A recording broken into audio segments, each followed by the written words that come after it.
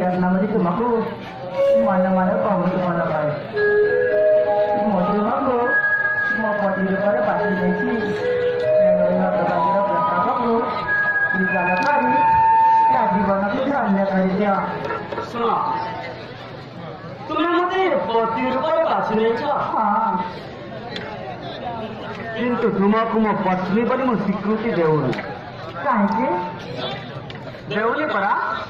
से तो हम जानी हेले एटी समान अर्चना करी मो फेरी जाउछि ए तो कामो कथा रे जाई हो ना अरे ना मो सेमिति का पुअर नो हो हैला जाउछि ए सेमिति पूजा हुआ ना अच्छा अरे सुनो जाउछि